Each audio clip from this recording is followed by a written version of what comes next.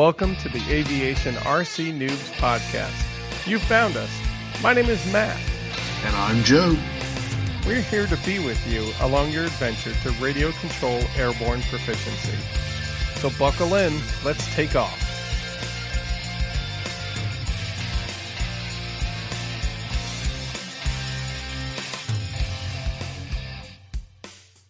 So I guess first we should get some introductions taken care of. Matt, why don't you start us off? Okay. My name is Matt. On many of the places around the internet, forums, YouTube, whatnot, I have managed to call myself Foamy DM. So sometimes you'll see me there. And let me tell you how I got started. About 3 years back for my birthday, I saw all these drones. They looked really cool, those little pocket-sized ones. So I went to my local hobby store. I picked one up. And while I was investigating which one to pick up, I saw this really cool video on first-person view stuff, which is this tiny little camera stuck on top of this itty-bitty drone flown inside. And it was done by Flight Test. And if you don't know about Flight Test, we'll talk about it in more detail. But they're a company that basically said, we've got to make this more accessible. And they ended up making a video, after going down the rabbit hole with them, they have a video, 100 miles an hour, under $100. I said, what? That's baloney. So I watched the video and I said, wow, that's incredible. That's too good to be true. I kept researching, and sure enough, for $100, I could get all the components I needed, battery, charger, transmitter, all the motor stuff, and enough foam and components to put a plane together and fly it. And so I said, all right, I'm in. And at that point, I haven't looked back. Okay, I've looked back, but it's been full steam ahead since. How about you, Joe? Well, to be fair, or to be honest, you got me involved in it. We've been playing D&D together for 2 years, probably, and I remember you were getting involved in the RC aviation stuff, specifically Flight Test and their stuff. Mm-hmm. And you were getting involved and you were super excited. You're like, man, Joe, you gotta do this thing. You gotta try this out. And at the time, I just couldn't really get into it. But recently I've been able to. And I've always loved flying, flight sims. So, being able to get into a hobby that lets me build and fly planes relatively cheaply has so far been an enjoyable experience. Awesome. Yeah, and I could kind of tell that when we were talking. It's part of why I kept going, come on, Joe, you should do this. Yeah. So with introductions out of the way, Matthew, you wanted to start up this podcast. I'm curious, what can the listener expect moving forward? I guess we can start off with, why did you want to host a podcast in the first place? Okay. Why, man? When I started this, I kind of ran into a bunch of hurdles, not even hurdles, just a bunch of hiccups and little things that like everybody runs into. And I'm stubborn and I don't listen. And I pretty much did everything they said, don't do this. And I went and did it anyway, and found out exactly why shortly afterwards.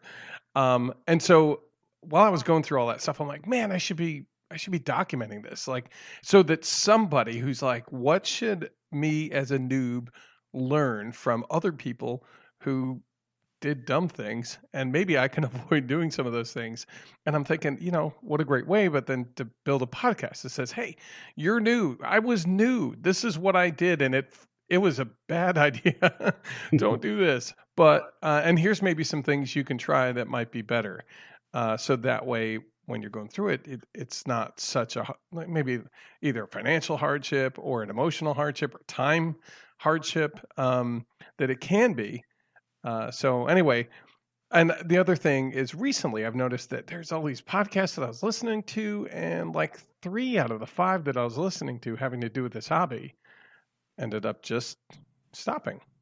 And it's the natural progression of things. You kind of do it. It's a lot of work. But you start running out of topics, or, life moves on. It just becomes something that they just had to stop for one reason or another. And I'm like, wow, there's not really many people to listen to. I'm like, maybe this is a good time to do that documentation.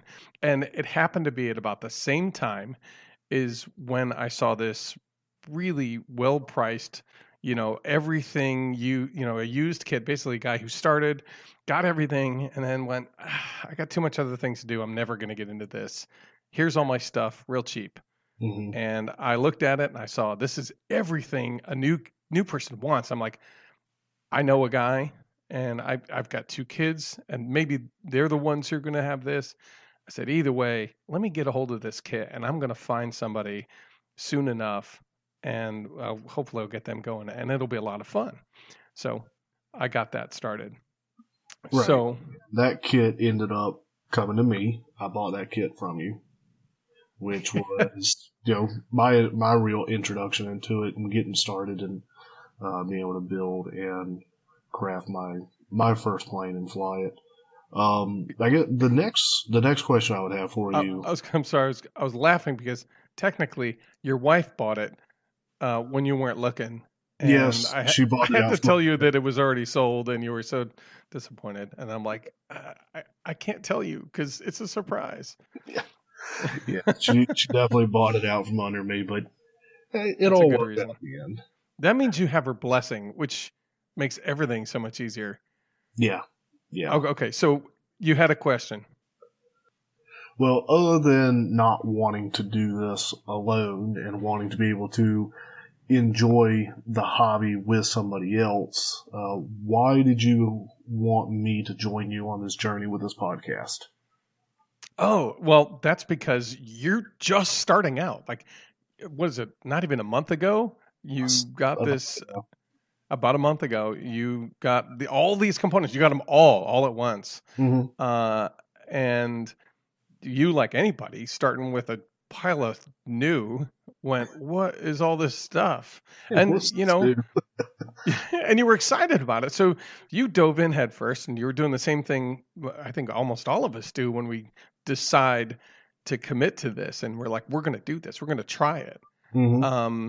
And again, for like $100 or $150, it seems like a lot, but I mean, considering what you're trying and where you're going with it, it's pretty reasonable. Um, anyway, but my point is you're just the beginning of this, and this is my opportunity to document that thing that I wanted to when I started. Is all those questions like, what in the heck is this thing? What is an ESC? It's Right. just a bunch of letters. Like, why do I care if it's 20 amp or 50 amp? Or why does somebody pick 120 amp? That's ridiculous. The thing's like a giant metal brick. Like, who cares? But Right? 100 Like, amps gotta be good. yeah, it's got to be better than 30, right? And you learn maybe through experience and wasting $35 on a 120 amp ESC, realizing that one's for a boat and it's water cooled, which is useless in an airplane, or for various reasons, or it's a weight issue. Planes fly better when they're light. So the lighter you can make it, the better and more enjoyable experience you're going to have, and the more likely you're going to be to succeed when you're trying something new. But until you know that, you are going to make those mistakes. But I wanted to kind of capture that because I wanted other people to see, yeah, it happens to everybody. I'm almost at the edge of I'm almost done making some of those mistakes, and I say some because I make a bunch of mistakes all the time. So, so on top of all the things you mentioned before, like you're my friend, and we have a blast when you come over to play D&D. Like we sit on the porch and talk for hours about all sorts of nonsense, Yeah. and I could tell that if we're gonna sit here and talk for a half hour or 45 minutes or an hour, however long it ends up being, it's going to be a good time. And I hope that good time translates to something that listeners want to hear, or want to hear us talk about what it is they want to know. Because I listen to a lot of books on tape, and there are some authors that aren't really good readers. Their book might be amazing, but I can't get through it. And there are other people who are amazing readers, and the books are mediocre, but the way they put them oh, it's awesome. I just Mm-hmm. want more of it. And the same thing goes with podcasts. And I think what we have, hopefully, is something that listeners want to hear. So, um, and then of course, the last piece is when we talk, you're very careful about how you respond in the sense that you articulate your thoughts pretty well. Like if something is like, hey, I had an issue with this. Um, it's not, you don't start with like, my stuff doesn't run.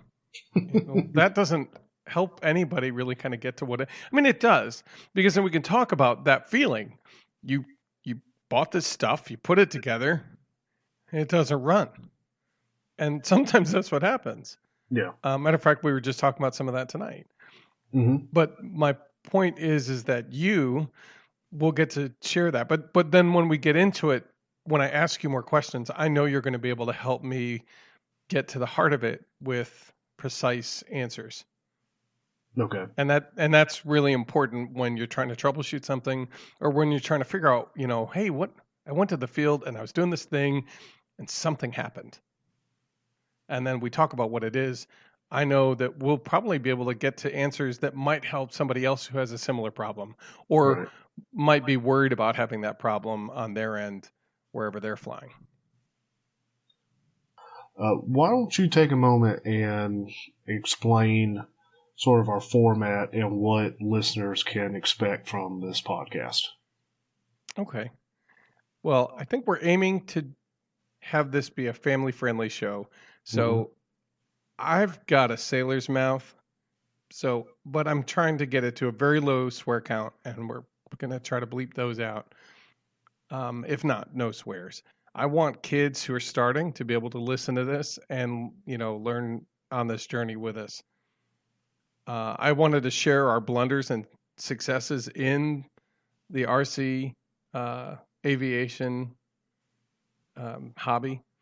So I also wanted to talk about a topic or an aspect of the hobby, like each week, kind of cover something new. For example, what the heck are motors? Why are there a bunch of numbers? What do they mean? All Aren't right. they just a bunch of gibberish? Maybe not. So that kind of thing. Try and bring in any experts in the field to be able to help us explain some of these more confusing issues, or to discuss different aspects like what does it take to get a ready to run airplane kit from idea to a kit that's sold in the store. Mm-hmm. Uh, Also, I wanted to cover any interesting bits of news. Like if something comes up, I know the regulations have been a hot button topic. They've been in and out, as well as new exciting advances in technologies. Sometimes they come through, um, like a new battery tech would probably be something we'd want to cover, because it may change how we do planes, how we build them, or the kinds of planes we can build. Also, I wanted to cover our personal projects in RC. So, like the project you just took on and succeeded at, as well as the number of things that I tackle on a yearly basis. Just kind of talk about what we're about to do to see if other people might get inspired by the kind of projects we're willing to tackle. Okay. Yeah, you definitely got a lot of birds sitting in your dining room. They're gone from the dining room. Are It's they now? official. Yes, but I have a lot of birds. Yeah. So, Matthew, I think it's about time for us to start winding this episode down. But before we do, I think it's worth briefly summarizing what experience we each bring to the discussions that we'll have moving forward. Well, I have been involved with flight test style building, which is cheap, quick Dollar Tree foam board creations, starting with flight test plans. And for the last 3 years, I've been building those. I've been trying to fly them, and I've certainly been crashing those.